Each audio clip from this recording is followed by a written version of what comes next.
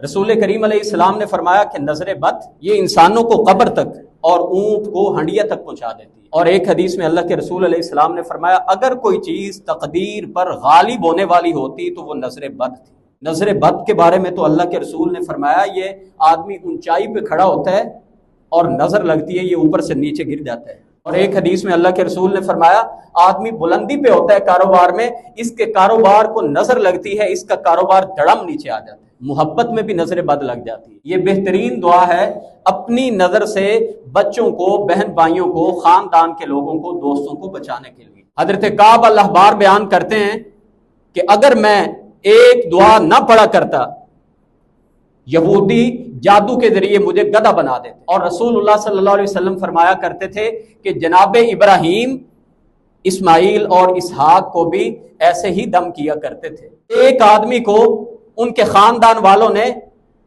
زنجیروں کے ساتھ، لوہے کی زنجیروں کے ساتھ جکڑا ہوا ہے، تو آپ نے کون سا دم کیا؟ صحابی نے صرف سورہ فاتحہ پڑھی۔ دنیا داری کے سارے کاموں میں ہم پورے ہیں، لیکن کبھی بچہ بیمار ہو جائے تو حالت یہ ہے کہ ایک سورت پڑھ کے دم کرنا، پھونک مارنا، یہ شاید گناہ سمجھتے ہیں۔ جو یہ کہے جی کہ گھر سے قمیض لے کے آؤ، جو یہ پوچھے تمہاری ماں کا نام کیا ہے، باپ کا نام کیا ہے، یہ بالکل اسلام کی تعلیمات کے 100% منافی ہے۔ اگر نظر بد میں یا جادو میں اثرات ہیں تو اللہ کے بندو، جس نے تمہارے لیے بیٹھ کے جولی پھیلا کے رب کے آگے شکایتیں لگائی ہوئی ہیں تو کیا اس کے اثرات نہیں ہوں گے؟ آپ تو وظیفے پڑھ رہے ہیں بڑے بڑے، آپ تو نظر بد سے بچ رہے ہیں، جادو سے بچ رہے ہیں، تو جو اللہ نے خود شیطان آپ کے کھاتے میں ڈالا ہوا ہے۔ اور یہ جو ٹینشن، یہ جو پریشانیاں آ رہی ہیں، یہ صرف جادو نظر بد ہی نہیں ہے۔ جو حرام کمائی کر رہے ہیں وہ حرام کمائی کے اثرات بھی آپ کی فیملی میں دکھائی دے رہے ہیں۔ جو وراثت کھا کے بیٹھے ہیں اس کے اثرات بھی آپ کی فیملی کی ٹینشنز میں دکھائی دے رہے ہیں۔ اللہ مخصوص لوگوں کی وجہ سے پوری عوام کو عذاب نہیں دیتے، یہ اللہ کا نظام قدرت ہے ہی نہیں۔ اللہ کا عذاب کب آتا ہے؟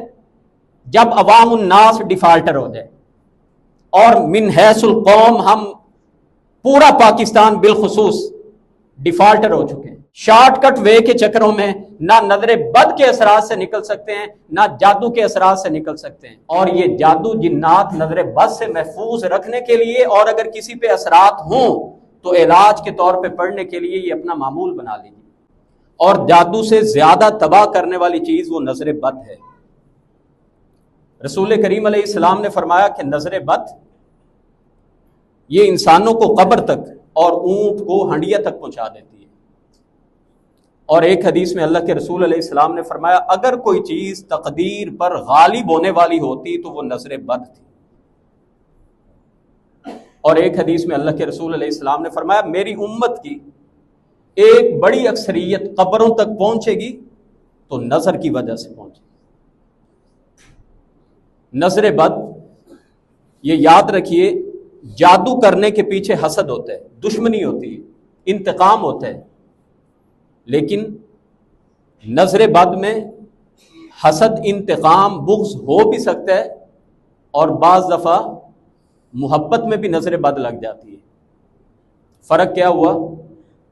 جادو کرنے والا حاسد ہوتا ہے، ہر صورت میں حسد کرنے والا، انتقام لینے والا، دشمنی میں آ کے جادو کرتا ہے۔ لیکن جو نظر ہے اس میں لازمی نہیں ہے کہ دشمنی کی نظر لگائے۔ گویا ایک اور بھی بنیادی بات ذہن میں رکھ لیجئے کہ نظر تب لگتی ہے جب کوئی بندہ کسی کے سامنے آتا ہے۔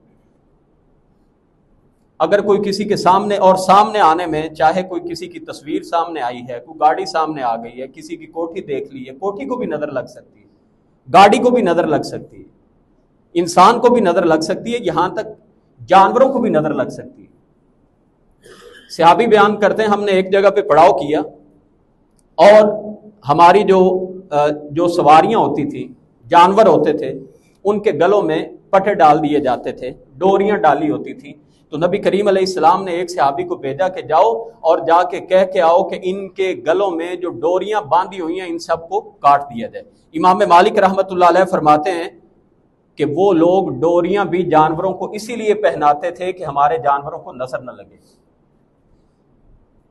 اور امام ابن قیم رحمۃ اللہ علیہ نے زاد المعاد میں نظر بد پہ بہت زیادہ لکھا ہے اور وہ فرماتے ہیں کہ انسان کو صرف انسان کی نظر نہیں لگتی، جنات کی بھی نظر لگ سکتی ہے، اور یہاں تک فرمایا کہ کسی کتے کی نظر بھی انسان کو لگ سکتی ہے۔ اور وہ حدیث پیش کرتے ہیں کہ اگر تمہارے پاس کوئی جانور کتا ہو، کوئی چیز کھانے لگو تو اس کو بھی کوئی چیز نوالا ڈال دو۔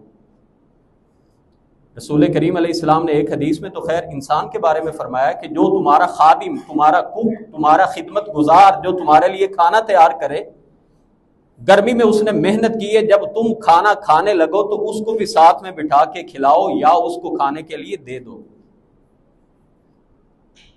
تو اگر خود ہم دعوتیں اڑائیں اور ہمارا ملازم دور بیٹھ کے دیکھ رہا ہو تو اس کی نظر بد لگ سکتی۔ تو میں عرض یہ کر رہا ہوں کہ نظر بد لگنے میں باپ کی نظر بیٹے کو لگ سکتی ہے، اور یہاں تک شوہر کی نظر بیوی کو لگ سکتی ہے۔ جو اس کی علامات ہیں، ایک علامت نظر بد کی یہ بتائی جو حدیثوں میں بیان ہوئی ہیں کہ انسان کے چہرے پہ دانے بن جاتے ہیں، جس کو حمرہ بیماری کہا جاتا ہے۔ حضرت زینب زوجہ عبداللہ بن مسعود کو یہی معاملہ ہوا تھا جب انہوں نے ایک یہودی عورت سے دم کرایا تھا۔ تو نظر بد کی ایک ظاہری علامت یہ ہے کہ چہرے پہ دانے بن جانا۔ نظر بد کی ایک اور جو حدیث میں علامت بیان ہوئی ہے کہ کھڑے کھڑے آدمی کا اچانک نیچے گر جانا، جیسا حدیث میں آیا بندہ بلندی پہ کھڑا ہوتا ہے، اچانک کسی کی نظر لگتی ہے، نیچے گر جاتا ہے۔ اور سہل بن حنیف کی جو روایت میں نے پیش کی ہے صحابی کی، جو نہاتے ہوئے وہیں پہ گر گئے، تو یہ نظر بد کی ایک علامت ہے۔ نظر بد کی ایک اور علامت یہ ہے کہ بخار شدید ہو جاتا ہے، میڈیکلی کوئی پرابلم نہیں لیکن بخار نہیں اتر رہا۔ نظر بد کی حدیث میں ایک اور علامت یہ بیان کی گئی ہے کہ بعض دفعہ چہرے کے اوپر پیلاہٹ آ جاتی، پیلا رنگ۔ صحیح مسلم کی روایت میں آتا ہے کہ نبی کریم علیہ السلام نے ایک بچے کو دیکھا جس کے چہرے پہ پیلا رنگ تھا، تو آپ نے فرمایا اس کو نظر بد کا دم کراؤ، اس کو نظر بد ہوئی ہے۔ حضرت عائشہ صدیقہ رضی اللہ عنہا کے پاس آپ نے ایک بچے کی رونے کی آوازیں سنی جو بہت زیادہ رو رہا تھا، آپ نے فرمایا اس کو نظر بد ہوئی ہے، اس کو دم کراؤ۔ تو یہ نظر بد کی ظاہری علامات ہیں۔ اگر کسی کو ہوں اور بھی کچھ اس کی یعنی اعصاب پہ دباؤ ہونا اور اضطراب، بے چینی کی کیفیت رہنا، یہ ساری بھی نظر بد کی علامات ہیں۔ امام ابن قیم رحمۃ اللہ علیہ فرماتے ہیں کہ نظر لگنے کے پیچھے بھی ایک وجہ حسد ہے۔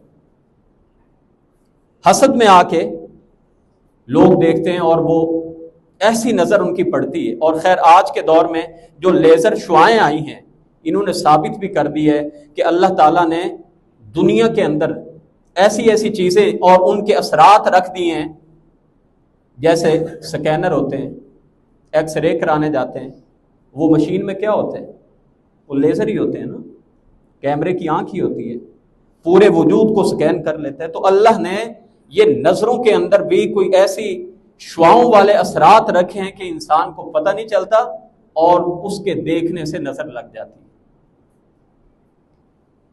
حضرت سہل بن حنیف رضی اللہ تعالیٰ عنہ صحابی رسول ہیں، اور ان کے ساتھ عامر بن ربیعہ یہ بھی صحابی رسول ہیں۔ دونوں جا رہے ہیں، ایک جگہ پہ کنواں نظر آیا، سہل بن حنیف انتہائی خوبصورت تھے، تو سہل بن حنیف نے کسی لکڑی کی اوٹ میں جا کے اپنا جبہ اتارا، جو اس وقت اون کے پہنے جاتے تھے جبے، اور عامر بن ربیعہ سے پردہ کر کے نہانے کی کوشش کی۔ لیکن عامر کہتے ہیں کہ میری نظر جب اچانک پڑی سہل بن حنیف کے جسم پہ، تو میں نے کہا اتنا خوبصورت نوجوان، اور عامر بن ربیعہ بیان کرتے ہیں مجھے وہیں پہ دڑم کی آواز آئی جیسے کوئی چیز نیچے گرتی ہے، میں نے جا کے 3 مرتبہ سہل بن حنیف کو آواز لگائی، مجھے کوئی آواز نہ آئی، اور میں رسول اللہ صلی اللہ علیہ وسلم کے پاس دوڑ کے گیا اور کہا اللہ کے رسول سہل بن حنیف گرے پڑے۔ تو آپ صلی اللہ علیہ وسلم تشریف لائے، پوچھا کیا ہوا ہے، بتایا گیا عامر بن ربیعہ نے اس انداز میں دیکھا ہے۔ رسول اللہ صلی اللہ علیہ وسلم نے فرمایا بھلا اپنے بھائیوں کو کوئی اس طرح سے بھی قتل کرتا ہے، کوئی بھائیوں کو اس طرح سے بھی قتل کرتا ہے؟ اور پھر آپ نے فرمایا کہ تم جب بھی اپنے کسی بھائی کو اس کے جسم کو، اس کے مال کو اچھی حالت میں دیکھو تو اس کی برکت کی دعا کرو۔ گویا اس حدیث مبارکہ میں یہ بھی سبق مل گیا کہ دوسروں کو اپنی نظر بد سے بچانے کا اس حدیث میں ایک بنیادی اصول بھی بتا دیا کہ جس کو آپ دیکھیں، کوئی بیٹا خوبصورت لگے، کسی کی آپ تعریف کرنا چاہتے ہیں تو آپ اس کے لیے برکت کی دعا کریں، بارک اللہ فیک، بارک اللہ لک۔ عربی دعا یاد نہیں ہوتی، اپنے مادری زبان میں دعا دے دیں، اللہ تجھے برکت دے۔ آپ دیکھیے ہمارے ہاں جب شادی بیاہ کے موقع پہ دولہا دلہن خوشی کے موقع پہ انسان کے مزاج میں جب ایسے موقع آتے ہیں تو ان کے حسن میں بھی اضافہ ہو جاتا ہے، خوش باش ہوتے ہیں، اور کئی واقعات ہم سنتے ہیں کہ اگلے دن میاں بیوی میں سے ایک بیمار ہوا پڑا ہوتا ہے اور ہماری توجہ کبھی ادھر نہیں گئی کہ یہ نظر بد ہوئی ہے۔ نبی کریم علیہ السلام اسی لیے نکاح کے موقع پہ جو دعا دیتے تھے وہ کیا دعا تھی؟ بارک اللہ لک، بارک اللہ فیک، بارک اللہ علیک۔ یہ ساری مختلف دعائیں، سب کے شروع میں آ رہا ہے کہ اللہ تمہیں برکتیں عطا کرے۔ تو صحابی کی نظر اس میں صحابی کو لگی ہے، تو نبی کریم علیہ السلام نے فرمایا جب بھی کسی کا گھر اچھا دیکھا ہے، گاڑی اچھی دیکھی ہے، کسی کو صحت مند حالت میں دیکھا ہے، بڑا خوبصورت جوان ہے، تو اس کے لیے برکت کی دعا کرو۔ اور قرآن سورہ کہف میں بیان ہوا ہے کہ جب کسی اچھائی کو دیکھیں تو کون سی دعا پڑھیں؟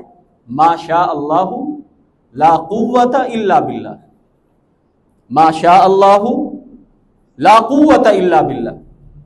یہ بہترین دعا ہے اپنی نظر سے بچوں کو، بہن بھائیوں کو، خاندان کے لوگوں کو، دوستوں کو بچانے کے لیے۔ اور جو نظر لگتی ہے اس کی بڑی بڑی جو وجوہات ہیں، بڑی بڑی وجوہات میں سے سب سے پہلی وجہ، جیسے امام ابن قیم رحمۃ اللہ علیہ نے فرمایا کہ حسد ہے، اور دوسری بڑی وجہ خود اپنی نمائش کرنا۔ آج کل کے نوجوانوں میں پتہ نہیں ان کو تربیت دینے والوں میں کمی آ گئی یا بات کوئی سمجھنے کے لیے، ماننے کے لیے تیار کوئی نہیں ہے۔ اپنے وجود، اپنے جسم کی جم پہ جاتے ہیں تو اپنی باڈی اور اپنے مسلز کو میڈیا کو دکھا رہے ہوتے ہیں۔ اور اللہ کے بندو، نظر بد کے بارے میں تو اللہ کے رسول نے فرمایا یہ آدمی اونچائی پہ کھڑا ہوتا ہے اور نظر لگتی ہے یہ اوپر سے نیچے گر جاتا ہے۔ اور ایک حدیث میں اللہ کے رسول نے فرمایا آدمی بلندی پہ ہوتا ہے کاروبار میں، اس کے کاروبار کو نظر لگتی ہے، اس کا کاروبار دھڑم نیچے آ جاتا ہے۔ یہ اللہ کے رسول علیہ السلام نے فرمایا۔ تو اتنی شہرت کرنے کی ضرورت کیا ہے؟ آپ کو اللہ نے جسامت دی ہے تو کیا دنیا کو دکھانا اور اس کی سیلفی بنا کے فوٹوگرافی کا یہ جو ٹرینڈ چلا ہے، نظر بد لگنے کی ایک بڑی وجہ وہ ہم خود ہیں۔ میں نے ابتدا میں عرض کیا نظر تب تک نہیں لگتی جب تک ہم کسی کے سامنے نہ آئیں۔ ہاں جادو ہو سکتا ہے عدم موجودگی میں بھی۔ نظر لگنے کی بڑی وجہ یہ ہے کہ ہم خود جب کسی کے سامنے ایسی نمائش کرتے ہیں تو اس سے نظر لگنے کا امکان بڑھ جاتا ہے۔ تو ایک بڑی وجہ اپنی نمائش کرنا ہے، اپنی نعمتوں کو لوگوں، پبلک کے سامنے لے کے آنا ہے۔ رسول کریم علیہ السلام نے تو فرمایا تھا جو تمہارے بڑے بڑے پلان، جو نعمتیں اللہ تمہیں عطا کرتے ہیں، ان کو پوشیدہ رکھا کرو۔ فَإِنَّ كُلَّ ذِي نِعْمَةٍ مَحْسُودٌ، ہر آدمی جس کو نعمت ملتی ہے اس کی نعمتوں کو دیکھ کے جلنے والے بھی، حسد کرنے والے بھی موجود ہوتے ہیں۔ تو کیا ضرورت ہے لوگوں کو بتانے کی کہ میں 1 مہینے میں 3 لاکھ کما رہا ہوں؟ کوئی ضرورت نہیں ہے۔ نہ اللہ ان باتوں سے خوش ہوتا ہے، یہ ذہن میں رکھے۔ میں نے حدیث آپ کے سامنے جو بیان کی ہے صحیح ترین حدیث ہے، ہمیں تو روکا گیا ہے۔ ہاں اگر آپ سے کوئی پوچھ لے، اور ویسے تو یہ سوال پوچھنا بھی نہیں بنتا کہ تیری تنخواہ کتنی ہے، یہ سوال نہیں پوچھنے بنتے۔ ہاں اگر کوئی پوچھ لے تو اس کا مناسب جواب دے دے۔ تو میں عرض یہ کر رہا ہوں کہ اپنی نمائش کرنا، کتنے پلاٹ بنا لیے، کتنی کمائی ماہانہ کر رہے ہیں، اچھا بیٹا، تو ایسی کوئی بھی ایکٹیویٹیز جو ہم کما رہے ہوتے ہیں، جو کچھ ہمارے گھروں میں ہو رہا ہے، اس سارے کو پبلک کے سامنے لے کے آنا، یہ نظر بد لگانے کی ایک بڑی وجہ ہے۔ امام ابن قیم رحمۃ اللہ علیہ فرماتے ہیں کہ نظر اتنے سخت تیر ہوتے ہیں، جس بندے نے صبح و شام کی دعائیں پڑھی ہوتی ہیں، یہ تیر جب ادھر سے نکلتے ہیں تو دعائیں اتنی طاقتور ہوتی ہیں کہ یہ نظر کے تیر واپس پلٹ جاتے ہیں، اور فرماتے ہیں کہ بعض دفعہ یہ تیر واپس حسد کرنے والے کو جا کے لگتے ہیں اور وہ الٹا بیمار ہو جاتا ہے۔ گویا معلوم ہوا کہ نظر بد سے اگر بچنا چاہتے ہیں تو صبح و شام کے جو اذکار ہیں، ایک تو دوسروں کو نظر بد سے کیسے بچائیں، ان کے لیے خیر و برکت کی دعا کریں، اور خود کو نظر بد سے کیسے بچائیں، جو ہمیں دعائیں بتائی گئی ہیں، جو تعوذ پناہ مانگنے والی دعائیں ہیں، بالخصوص ان دعاؤں کو اپنی زندگی کا معمول بنائیے۔ اور تعوذ والی دعاؤں میں سے سب سے اہم اور افضل قرآن کی آخری 2 سورتیں ہیں، جس بارے میں پچھلے خطبہ جمعہ میں بھی بیان کیا تھا۔ تو جادو ہو یا نظر بد ہو، علاج کرنے کی دعائیں اور قرآنی آیتیں تقریباً ان کی ایک جیسی ہیں۔ تو 11 آیتیں ہیں سورہ فلق اور سورہ ناس میں۔ آپ دیکھیے اس میں اسی بات کی پناہ مانگی جاتی ہے، قل اعوذ برب الفلق من شر ما خلق ومن شر غاسق اذا وقب ومن شر النفاثات فی العقد ومن شر حاسد اذا حسد۔ تو جادوگروں کے جادو سے اور حاسدین کے حسد سے آخری 2 آیتوں میں پناہ مانگی جاتی ہے۔ من شر الوسواس الذی من شر الوسواس الخناس الذی یوسوس فی صدور الناس من الجنۃ والناس۔ اور سورہ ناس میں کیا پناہ مانگی جاتی ہے، اللہ جتنے وسوسے آتے ہیں، اور وہ وسوسے جنات میں سے شیطانوں کی طرف سے ہوں یا انسانوں میں سے جو شیاطین ہیں ان کی طرف سے ہوں، ان سے پناہ مانگنا۔ نبی کریم علیہ السلام ہر نماز کے بعد آخری دونوں قل ایک ایک مرتبہ پڑھا کرتے تھے۔ صبح و شام کے اذکار میں آپ 3 بار پڑھا کرتے تھے۔ رات سونے سے پہلے آخری 2 قل آپ 3 بار پڑھ کے ہاتھوں پہ پھونک مار کے اپنے وجود پہ مل لیا کرتے تھے۔ حضرت عائشہ صدیقہ رضی اللہ عنہا بیان کرتی ہیں کہ نبی کریم علیہ السلام کی فیملی میں اگر کوئی بیمار ہوتا تھا تو آپ کیا پڑھ کے دم کرتے تھے، یہی آخری 2 سورتیں۔ رسول اللہ صلی اللہ علیہ وسلم جب شدید بیمار ہوئے، حضرت عائشہ فرماتی ہیں میں پڑھ کے آپ کے ہاتھوں پہ پھونک مار کے آپ کے وجود کے اوپر مل دیتی۔ اب اس سے آپ اہمیت اندازہ کیجئے، آخری 2 سورتیں کتنی مختصر ہیں، اور یہ جادو جنات نظر بد سے محفوظ رکھنے کے لیے، اور اگر کسی پہ اثرات ہوں تو علاج کے طور پہ پڑھنے کے لیے یہ اپنا معمول بنا لیجیے۔ اپنے بچوں کو دم کیجیے۔ رسول کریم علیہ السلام حضرت حسن و حسین کو دم کیا کرتے تھے۔ اعیذکما بکلمات اللہ التامۃ من کل شیطان وہامۃ ومن کل عین لامہ۔ آپ ان دونوں کو اللہ کی پناہ میں دیتے، اور آپ فرمایا کرتے تھے کہ اللہ کے تمام کلمات تامہ سے میں اللہ کی پناہ میں تم دونوں کو دے رہا ہوں، ہر شیطان اور ہر موذی جانور کے ڈسنے سے اور مخلوق کے شر سے۔ اور رسول اللہ صلی اللہ علیہ وسلم فرمایا کرتے تھے کہ جناب ابراہیم، اسماعیل اور اسحاق کو بھی ایسے ہی دم کیا کرتے تھے۔ تو اگر بچوں کو دم کرنا ہو تو یہ دعا پڑھیے، بچے زیادہ ہوں تو اعیذکم سے شروع کیجیے، اور اگر اپنے لیے دعا پڑھنی ہو تو پھر پڑھیں گے اعوذ، اللہ میں تیری پناہ میں آتا ہوں مخلوق کے شر سے، اللہ شیطانی عملیات سے، نظر بد سے۔ اور بہت ساری دعاؤں میں من شر عین ان کے لفظ آتے ہیں، اللہ نظر بد سے تیری پناہ میں آتا ہوں۔ اور ہم دعاؤں کو اتنی اہمیت نہیں دیتے۔ حضرت کعب الاحبار یہودی عالم تھے بہت بڑے، نبی کریم علیہ السلام کے دور میں ایمان نہیں لائے، حضرت عمر فاروق کے دور میں مسلمان ہوئے۔ اتنے بڑے یہودی عالم تھے کہ حضرت عمر فاروق ان سے بہت ساری باتوں میں مشورے کیے کرتے تھے۔ حضرت کعب الاحبار بیان کرتے ہیں کہ اگر میں ایک دعا نہ پڑھا کرتا یہودی جادو کے ذریعے مجھے گدھا بنا دیتے. اعوذ بوجہ اللہ العظیم الذی لیس شیء اعظم منہ، جس کا ابتدائیہ یہ ہے کہ میں اس اللہ کے نام سے پناہ مانگ رہا ہوں جس کے نام سے بڑھ کے کائنات میں کوئی بڑی چیز نہیں ہے. تو وہ فرماتے ہیں یہ اتنی طاقتور دعا ہے کہ اگر میں یہ دعا نہ پڑھتا یہودی مجھے جادو کے ذریعے گدھا بنا دیتے. اور نبی کریم علیہ السلام نے ہمیں جو دعائیں بتائی ہیں تو اگر ہم نہیں پڑھتے تو ہمارے خلاف جو چال چلنے والے جو حاسدین ہیں تو ہم ان کی سازشوں سے کیسے بچ سکتے؟ اثرات سے بچنے کے لیے یا اثرات ہو جائیں تو ان سے نکلنے کے لیے افضل عمل یہ ہے کہ آپ کو خود وہ دعائیں پڑھنی ہوں گی جو رسول اللہ صلی اللہ علیہ وسلم نے بتائی ہیں. اور دیکھیے نبی کریم علیہ السلام پر نظر بد کا دم کیا آپ کی بیوی حضرت عائشہ نے. بیویاں بیمار ہوتی تو نبی پاک بیویوں کو خود دم کرتے. بچوں کو دم کیا حسن و حسین کو جناب رسول اللہ صلی اللہ علیہ وسلم نے خود. اور پتہ نہیں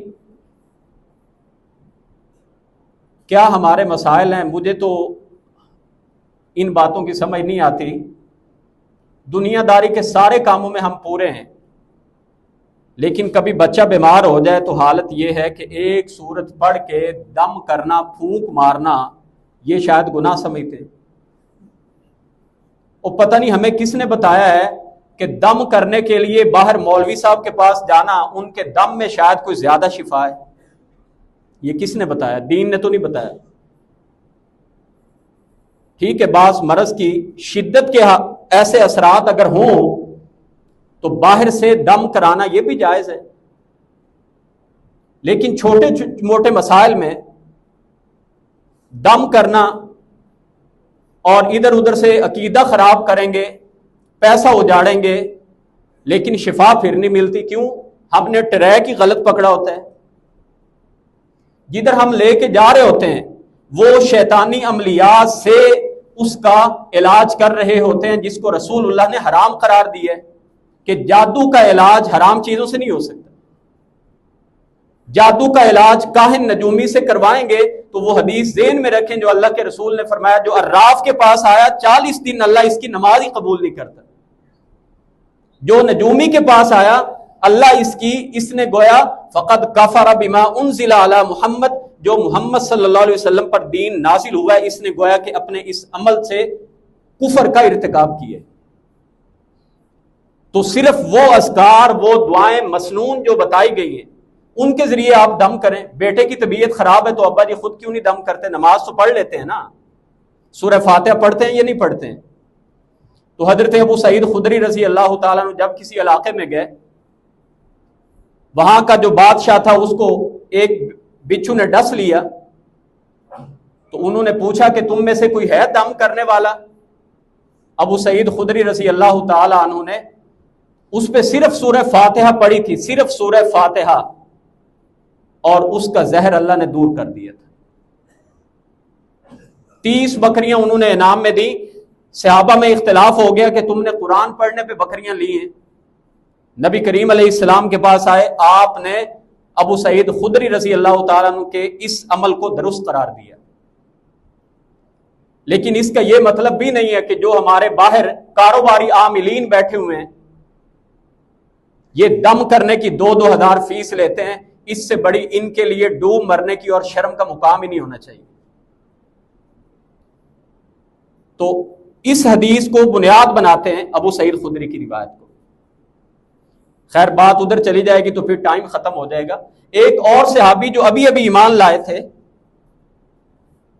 ایمان قبول کر کے واپس جا رہے ہیں، سنن ابو داؤد کی روایت ہے کہ ایک آدمی کو ان کے خاندان والوں نے زنجیروں کے ساتھ، لوہے کی زنجیروں کے ساتھ جکڑا ہوا ہے.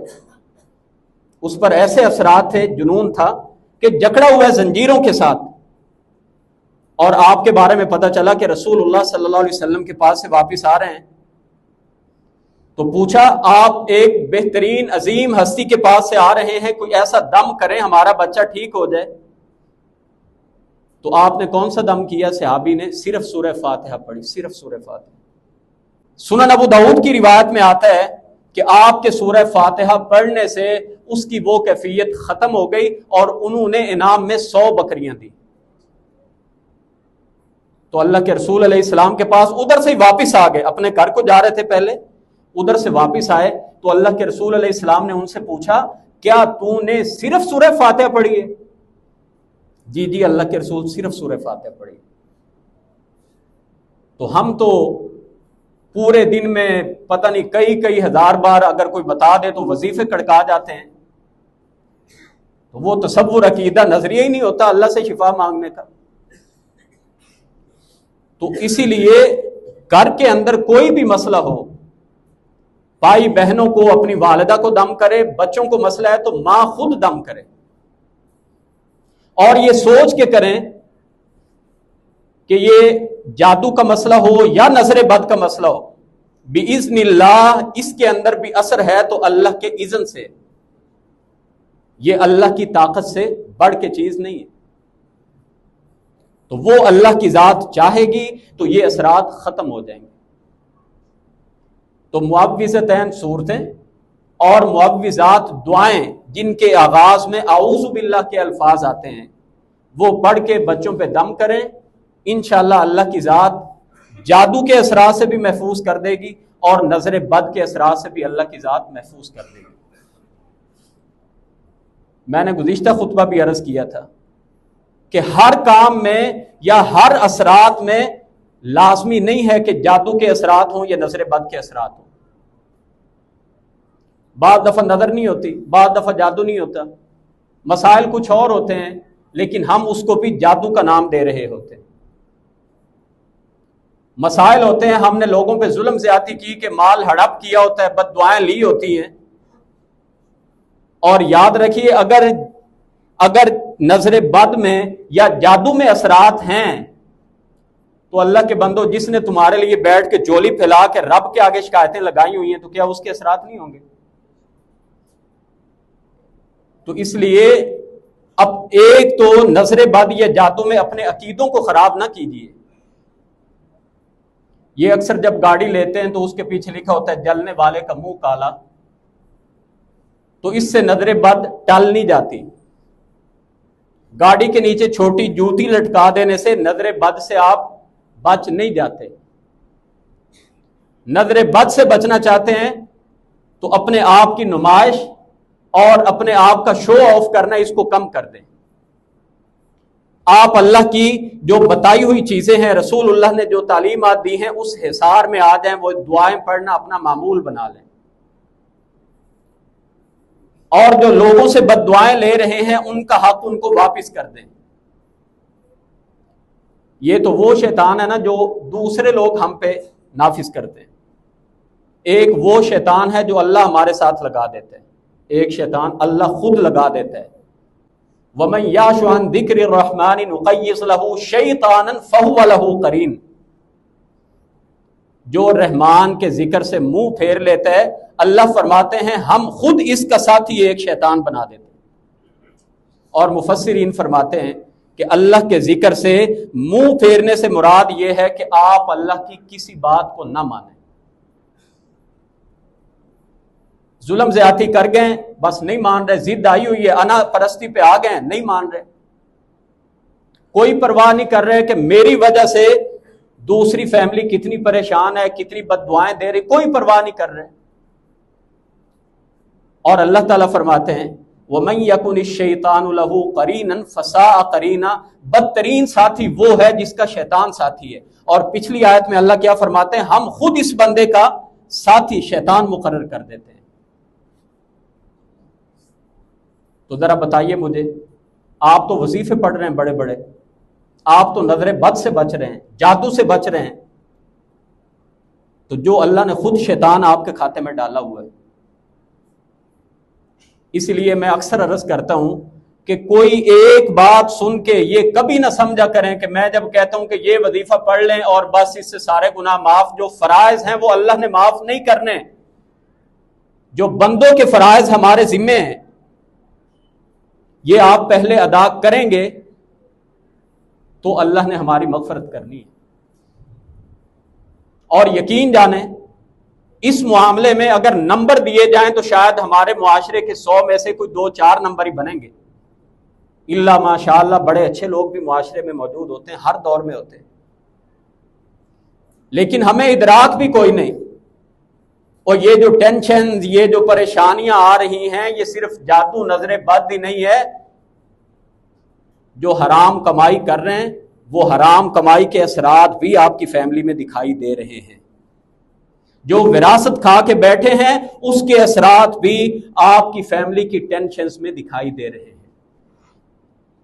اور جو آپ اپنی بہو کا حق دبا کے بیٹھے ہیں، بہو کے ساتھ ظلم زیادتی کرتے ہیں، اور شادی ہونے کے بعد بھی بہو کو دبانے کے لیے اپنی بیٹیوں کو زیادہ ترجیح دیتے ہیں، اس کے بھی اثرات آپ کی فیملی پہ ہوتے ہیں. یہ کیا ہمارے اوپر جو ساری تباہیاں آ رہی ہیں یہ سارے جادو نظر بد سے ہی آ رہی ہیں؟ آج کل سیلاب کی کیفیت ہے، اور ہم تو جب سے ہوش میں آئے ہیں ہمیشہ پاکستان کو کرائسس میں دیکھے. دعا کیجئے کہ اللہ تعالی ہمیں ان آفات سے حفاظت کے ساتھ نکال لے، اور جو نقصانات ہو گئے ہیں اللہ تعالیٰ ان کا مداوع کر دے، مرحومین کی اللہ کی ذات مغفرت کر دے. پر اس میں ہمارے لیے ایک سبق کا پہلو یہ ہے، رسول کریم علیہ السلام جب آندھی چلتی، ہوا چلتی، عائشہ صدیقہ رضی اللہ عنہا بیان کرتی ہیں کبھی آپ گھر کے اندر آتے، کبھی باہر جاتے، اتنی پریشانی میں رہتے. آپ سے پوچھا گیا اللہ کے رسول کیوں اتنے غمزدہ ہوتے ہیں؟ فرمانے لگے مجھے ڈر ہے کہ میری امت پر بھی ویسا عذاب نہ اللہ بھیج رہا ہو جیسے سابقہ قوموں پہ آیا تھا. اور اس وطن عزیز کے ہر سال میں بڑے بڑے عذاب آتے ہیں، اور ہمیں یہ سوچنے کی فرصت نہیں ہے کہ یہ ہمارے گناہوں کا نتیجہ تو نہیں ہے.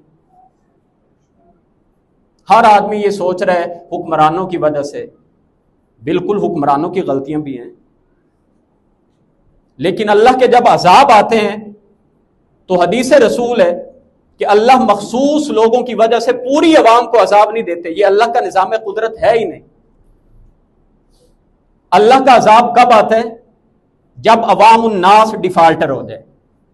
اور من حیث القوم ہم پورا پاکستان بالخصوص ڈیفالٹر ہو چکے ہیں.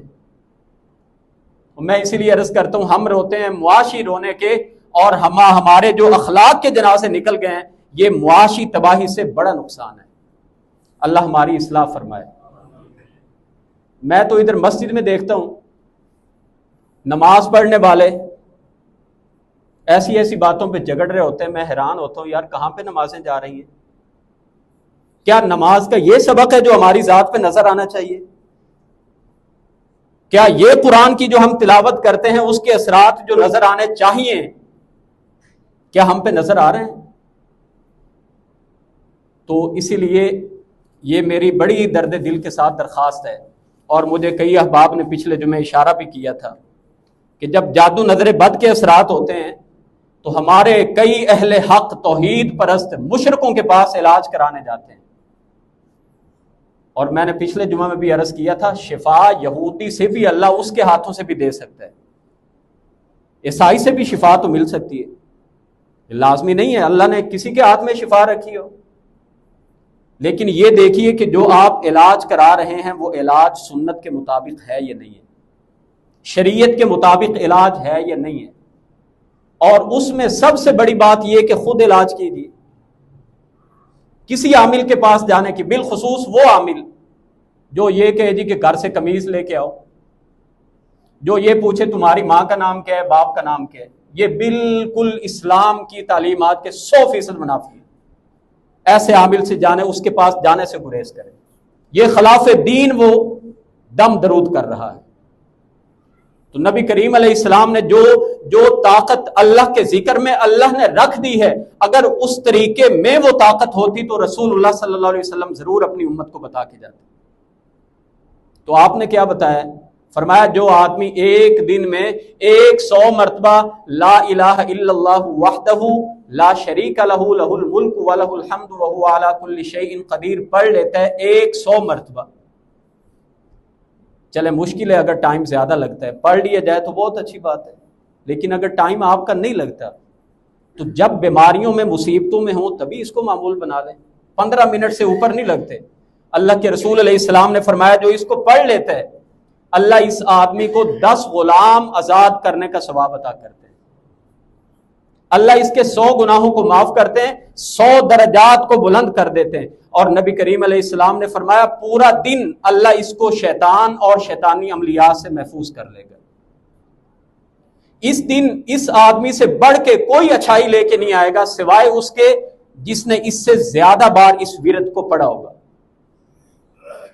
ایک حدیث میں اللہ کے رسول علیہ السلام نے فرمایا جس نے 7 بار صبح یہ وظیفہ پڑھا، یہ دعا پڑھی، بسم اللہ الذی لا یضر مع اسمہ شیء فی الارض ولا فی السماء وہو السمیع العلیم، جس نے 7 بار اس دعا کو پڑھا لم یضرہ شیء، شام تک کوئی دنیا کی چیز اس کو نقصان نہیں پہنچائے گی۔ تو سب سے طاقتور وظیفہ وہ ہے جو آپ خود نماز پڑھیں، قرآن کی تلاوت کریں اور ان وظائف کو اپنی زندگی کا معمول بنائیں، اور حرام کام سارے ترک کر کے اپنی ذمہ داریوں کو پورا کریں۔ شارٹ کٹ وے کے چکروں میں نہ نظر بد کے اثرات سے نکل سکتے ہیں، نہ جادو کے اثرات سے نکل سکتے ہیں۔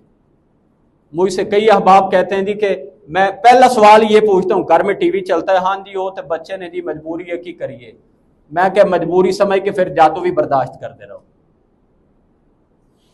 جو اہل خانہ کا ٹی وی بندہ بند نہیں کرا سکتا اس کو کیا میں نام دوں، بات سخت ہو جائے گی، لیکن پہلی بات یہ ہے کہ شیطانی عملیات اور رب کا ذکر ساتھ ساتھ میں نہیں چل سکتے۔ رب کا ذکر برکتیں لے کے آتا ہے اور شیطان نحوستیں لے کے آتا ہے۔ 5 وقت نماز آپ شروع کر دیں، اپنے بچوں کو 5 وقت نماز پڑھانے لگ جائیں، معمول سے ذکر اذکار کریں، انشاءاللہ دنیا جہان کی کوئی شیطانی عملیات کی جو کوئی بھی اس کے اثرات ہیں وہ انشاءاللہ آپ کا بال بھی کبھی نہیں کر سکتے۔ اللہ سے دعا ہے کہ اللہ تعالی ہم سب کو اپنی حفاظت میں رکھے، ان تمام تر شیطانی عملیات اور حاسدین کے حسد سے اللہ کی ذات ہمیں محفوظ رکھے۔ وآخر دعوانا ان الحمدللہ رب العالمین۔ پاک ہستیوں کے بارے میں، اللہ تعالیٰ کے بارے میں بڑے غلط خیالات آتے ہیں، تو یہ بھی شیطانی وسوسوں کی وجہ سے، اور اس کا بہترین جو حل بتایا گیا ہے دعاؤں میں وہ اعوذ باللہ من الشیطان الرجیم۔ یہ بھی تعوذ جو بتایا نا، قل اعوذ، یا تعوذ والی جتنی دعائیں ہیں تو اعوذ باللہ من الشیطان الرجیم یہ بھی ایک بہترین دعا ہے شیطان سے پناہ مانگنے کی۔ اگر آپ کو لمبی والی دعائیں یاد نہ ہوں تو آپ صرف اعوذ باللہ ہی پڑھ لیتے ہیں، تو یہ بھی شیطان سے محفوظ رکھنے کی ایک بہترین دعا ہے۔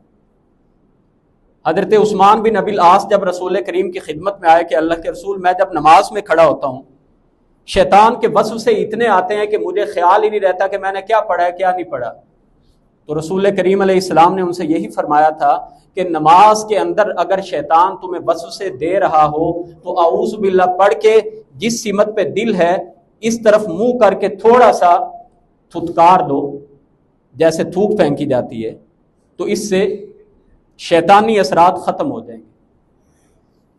اور ایک حدیث میں اللہ کے رسول علیہ السلام نے فرمایا کہ اگر رات کو ڈراؤنا خواب دیکھ لو تو بیدار ہوتے ساتھ ہی اعوذ باللہ پڑھ کے بائیں طرف منہ کر کے 3 بار تھتکار دو، شیطان تمہیں دوبارہ نقصان نہیں پہنچائے گا۔ تو یہ شیطانی وسوسے ہیں، اللہ تعالیٰ آپ کو ان وسوسوں سے محفوظ رکھے اور اس بیماری سے اللہ تعالیٰ آپ کو شفا عطا کرے۔